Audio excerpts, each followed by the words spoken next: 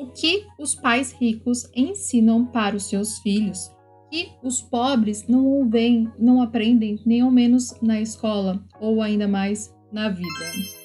No vídeo de hoje eu quero trazer a realidade que a gente vê entre famílias, né, de diferentes condições.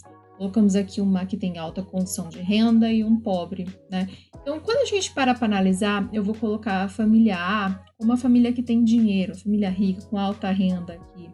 Ela, quando se reúne no seu momento de jantar, ela tem algumas questões que são levantadas ao longo desse jantar. A pauta, geralmente, é o pai que está comentando sobre o dinheiro que investiu num fundo imobiliário, que está rendendo, que todo mês está pingando na conta.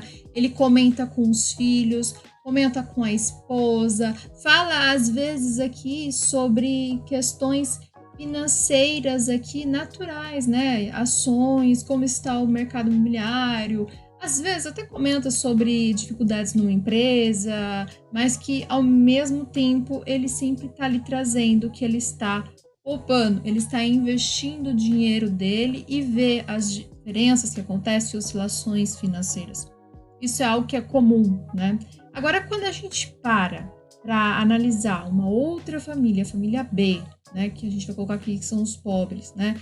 Eles né, vão se reunir aqui em um jantar, né? Muitas vezes o pai chega, o filho já está dormindo, então não tem nem esse espaço do jantar.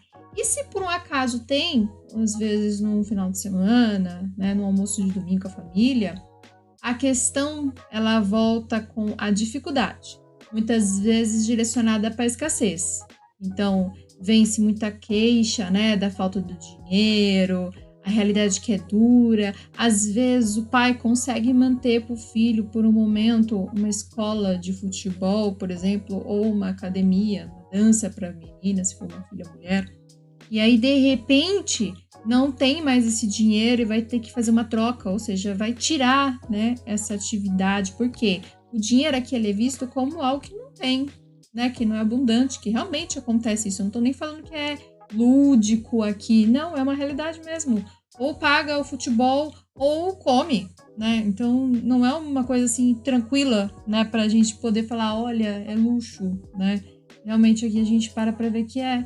Então, quando a gente para ver essas duas realidades, a criança dessa família B, ela vem e cresce com uma ansiedade, porque, poxa, pensou em dinheiro? Nossa, é problema. É o que faz meu pai parar de pagar, né? É até ilógico, né? Mas cria-se essa crença aqui de que o problema é o dinheiro. E não o que faz com que o seu pai, né, não tenha o dinheiro para continuar pagando, né? Então, essa criança, ela cresce aí com uma mentalidade totalmente diferente. Então, dentro de casa, esse pai, ele não consegue ao menos investir, né? Não tem esse dinheiro para se investir. Então, o investimento é algo que está longe dessa família também. Mal se tem dinheiro para comer, imagina investir, imagina pagar a escola de futebol ou a escola de dança, né? Uma educação bacana, né? E aí, quando a gente para ver, existe até uma matéria muito, muito interessante que vai nos mostrar aqui sobre a questão dessas famílias que têm dinheiro, que geralmente se fazem parte desse grupo A, aqui que a gente vai trazer, e eles falam que a educação financeira e herança é visto muito foco aqui, como líderes bem-sucedidos aqui preparam seus filhos para um futuro financeiro. Então, realmente, é foco, não dá para você colocar, né? Então, a gente coloca aqui, líderes empresariais e financeiros de sucesso têm algo em comum além de suas carreiras, que é o compromisso aqui de educar seus filhos sobre as finanças pessoais desde cedo aqui com o filho. A gente percebe isso aqui fortemente. A gente vê uma cofundadora aqui do Flag também, Luxury Group, adota uma abordagem prática. Ela e o seu marido começam a cedo introduzir conceitos financeiros para os filhos. E tem também aqui, você prefere gastar $100 hoje com brinquedos ou ter $200 em 100 anos? Tá vendo como a mentalidade é muito forte aqui? Essa matéria aqui é da CNBC, tá? Que é a Times Brasil aqui. E ela fez essa matéria que eu acho um tanto interessante, né? Esse pensamento, né? Porque às vezes, é legal, né? É um momento de diversão pagar uma escola de futebol, né? Ou a escola de dança, né? Se a gente olhar para a família B. Mas se não tem o dinheiro aqui, será que não seria interessante também investir para daqui no futuro, né, ter esse investimento? Ele vai falar aqui pra gente que líderes empresariais e financeiros, sucesso têm algo em comum, né? É o compromisso em educar seus filhos desde pequenos sobre finanças, né? Uma educação diferenciada. Para muitos, a formação financeira vai além de lições teóricas, né? Envolve prática realmente real, aprendizado com erro e até com reflexão profunda sobre a questão da herança, né? Então, a gente vai ver a fundadora aqui do The Art of Shaving, que viveu um momento decisivo ao vender parte da sua empresa, né? Por 60 milhões. Ele percebeu que o foco no curto prazo, essencial ao empreender, não funciona para quem precisa gerenciar investimentos. Quando um empreendedor como eu tem a sorte de passar por um evento de liquidez, somos confrontados com o desafio de administrar aqui ativos sem o treinamento adequado, né? Após virar, né, essa chave, ele mergulhou em um aprendizado sobre investimentos, percebe? Ele não tinha entendimento nenhum. Fez curso de gestão de riqueza, leu livros sobre o tema e montou um portfólio diversificado, incluindo, olha só o que eu falo aqui no canal, diversificar ações, títulos, private equity e imóveis. Veja só, é o que a gente chama, né, que a gente já gravou um vídeo aqui, né, a necessidade de você fazer uma carteira, a carteira que eu chamo dos sonhos, né, variar os tipos de investimentos para que você não perca tudo. Olha só, hoje cerca de 10% dos seus investimentos estão em ativos de maior risco. Veja só, 10%, o resto 90% não tá, né? Isso é interessante. Esse aprendizado moldou a maneira como ele educa seus filhos de 14 e 16 anos sobre o dinheiro. Um episódio marcante aconteceu quando o filho mais velho quis investir uma parte de suas economias em operações de futuros de câmbio, acreditando que poderia alcançar retorno de 20% ao mês. Resultado, uma perda aí de 40%. Veja, né? É muito interessante quando a gente fala isso, porque às vezes a gente pensa, nossa, tem dinheiro. Nossa, vai ser sucesso o tempo todo. E não, gente, é erro e acerto, né? Olha só, odeio preparar meu filho para falhar, mas às vezes as lições aprendidas como as perdas são mais valiosas que as de sucesso, né? Vai dizer aqui o Malcolm. E aí ele fala aqui que vai levantar um tópico que é educar para o longo prazo, né? Essa cofundadora aqui, a Daisy, ela adota uma abordagem prática. Ela e o marido começaram cedo a introduzir conceitos financeiros para os filhos. Durante um ensino fundamental, eles alocaram uma quantia de baixo risco para que as crianças escolhessem aqui ações de empresas como a Apple, a Amazon, o Google e inclusive a Alibaba. A cada ano adicionavam mais recursos ao ninho de investimentos, incentivando-os a manter o dinheiro no mercado. Aqui a gente está olhando para empresas, né, que são estoques, né? Então há risco aqui sim, mas que eles estão colocando um pouco a cada ano e observando como acontece a ação. Essa experiência reflete sua própria filosofia empresarial, focada em estratégias de longo prazo. O setor imobiliário me ensinou a ter paciência, afirma a Daisy, né? Ela também sugere que os pais incentivem os filhos a explicar, né, suas escolhas de investimentos aqui para desmistificar o tema e torná-lo emocionante, tá? E aí tem a matéria aqui que, se vocês quiserem conferir, né, como eu deixei aqui, a Times Brasil, vai falar sobre dinheiro e herança, ainda com orçamento e hábitos financeiros desde cedo, que isso é importante, preparando para o futuro, né? A gente tem que falar, né, que estamos vendo as diferentes famílias aqui, e sim, meu povo, eles têm hábitos aqui, práticas que são diferenciadas, até por conta do estilo, né, de vida que eles têm. Realmente existem essa matéria. É um hábito que a gente está falando aqui. A gente está vendo, inclusive, aqui, essa educação como uma mesada ferramenta de gestão, não é uma mesada por mérito, né? A gente está falando aqui de ferramenta para você aprender. Olha, é possível. Pode ter quedas, né? O que a gente tem que aprender com essas quedas, né? Principalmente, é muito, muito interessante quando a gente vê isso.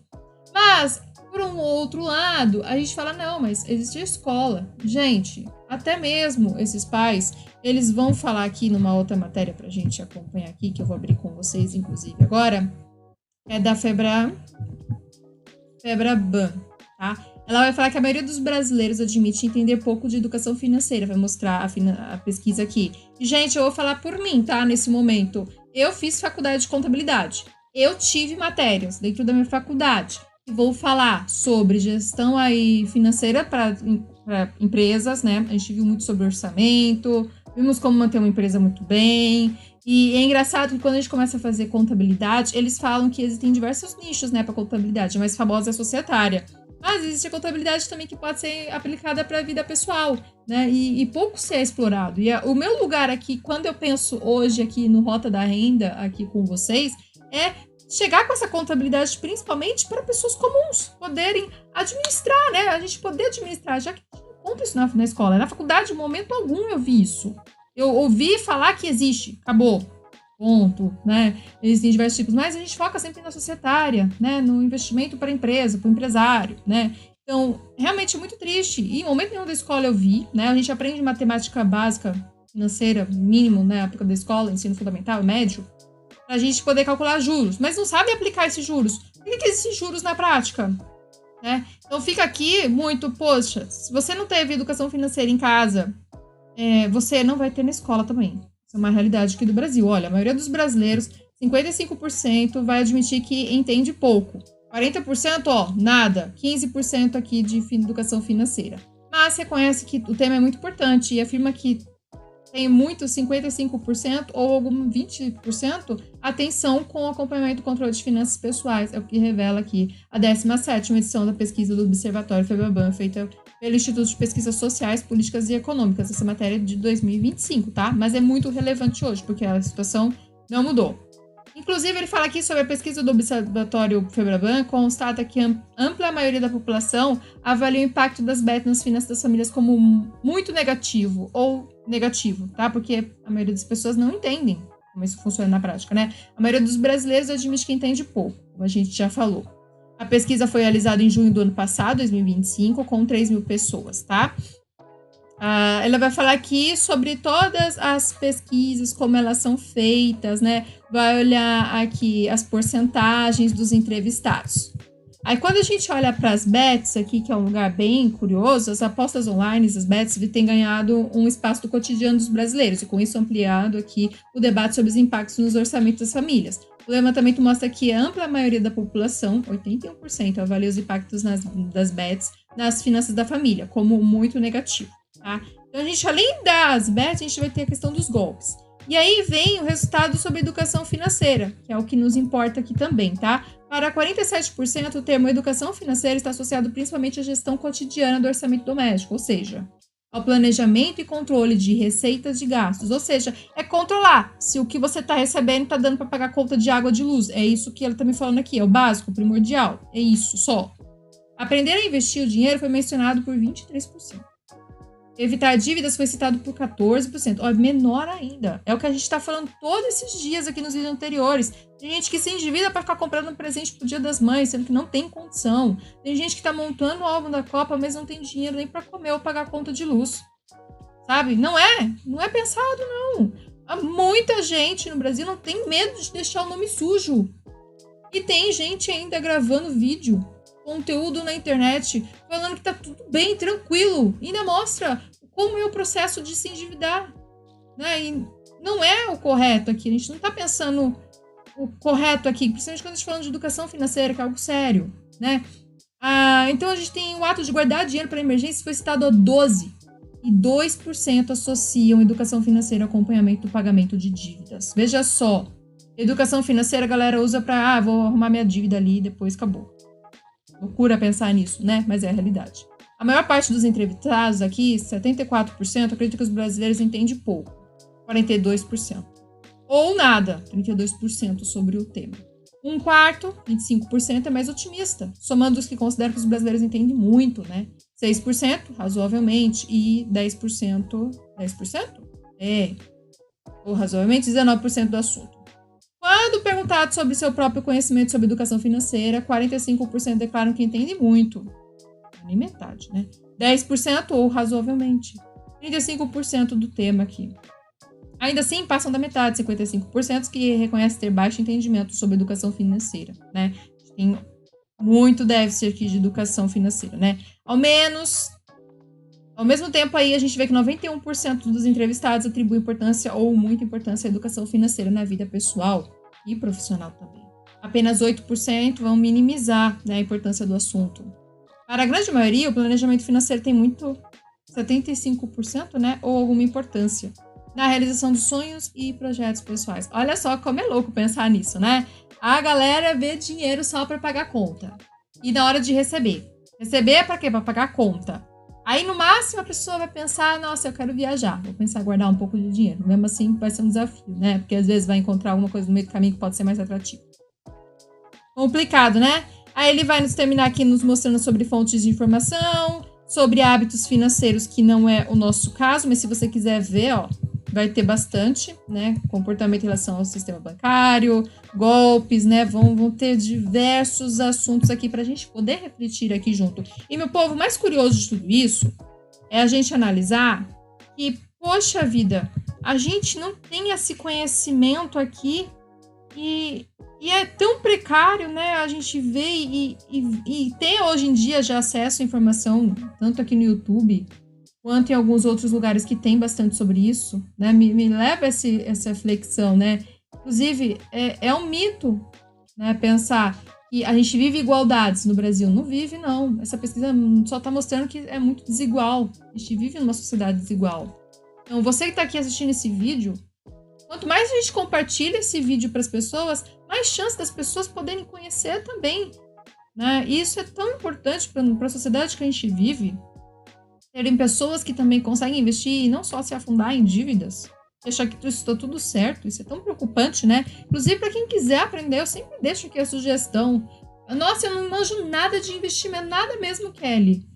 Continua assistindo vídeo aqui no YouTube. Ou, se você conseguir fazer um curso, a gente deixa um curso sempre na descrição do vídeo sobre aprendizado de investimento para iniciantes. Poxa, se você quiser, tem um curso aí para você. Não é para te impedir, jamais. Ah, pô, você tem que ter o curso. Não precisa ter o curso, gente. É só sentar, assistir aqui nossos vídeos, principalmente que a gente fala muito sobre investimento. Já vim aí com uma série de vídeos. Eu vou vir falar sobre muitos tipos de investimento, sobre risco, sobre objetivos que vão ter. A gente vai te preparar, a gente está te preparando aqui para que você possa também ser um investidor nato aqui, com alta qualidade. Poxa vida! Se você teve essa desigualdade dentro da sua casa, isso é muito comum. Eu vou ter que ser sincero aqui para você, né? Não há uma diferença aqui que a gente vai falar, né? Mas a gente vai pensar em mudança de agora para frente, porque agora você está entendendo que existem outras formas e que a possibilidade para você também. Você não precisa sair investindo 100% do seu valor que você ganha, porque você precisa viver também, né? E se você conseguir guardar 5%, 10% do valor que você ganha, já é muito. É saber que você pode também, não precisa ser grandes valores aí para investir. Isso é muito louco. Então, a partir disso, a gente faz um convite para vocês aqui. Poxa, você precisa aprender e aplicar isso hoje. Não é porque até então você viu o dinheiro visto como algo problemático, você vai continuar fazendo isso hoje.